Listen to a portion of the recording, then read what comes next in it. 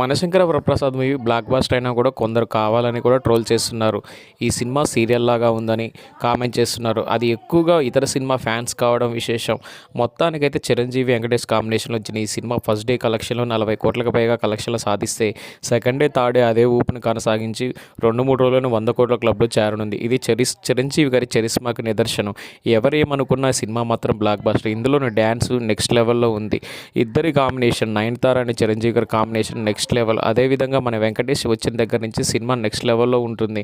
ఇదంతా చూసిన వాళ్ళందరూ కూడా ఎప్పుడో చెప్పేశారు. రివ్యూలు కూడా చెప్పాయి. ఫస్ట్ డే కలెక్షన్లో సూపర్ హిట్ అన్నారు. ఏది ఏమైనా సరే ఈ సంక్రాంతికి వచ్చిన సినిమాలలో రవితేజ అండ్ నవీన్ పొలిశెట్టి సినిమాలతో సంబంధం లేకుండానే ఈ cinema one man show Chiranjeevi గారు చేశారు అంటున్నారు. రాజాసాబ్ బ్లాక్ బస్టర్ అయి ఉంటే మాత్రం ఈ సినిమాకి కోలుకోలేని దెబ్బ తగిలేది. ఎందుకంటే టికెట్స్ కొంచెం తగ్గేవి, టికెట్ రేట్లు కానీ కలెక్షన్లు కానీ. ఇప్పుడు అదా లేదు పరిస్థితి. చిరంజీవి గారి వన్ మ్యాన్ షో చేయడంతో ఈ సంక్రాంతికి చిరంజీవి గారు బ్లాక్ బస్టర్ అయ్యారు. పోయిన సంక్రాంతికి మనశంకర వరప్రసాద్ సంక్రాంతికి వస్తున్నాం సినిమా ఎట్లయిందో ఈ సంక్రాంతికి మనశంకర వరప్రసాద్ మూవీ కూడా అదేవిధంగా బ్లాక్ బస్టర్ అయింది.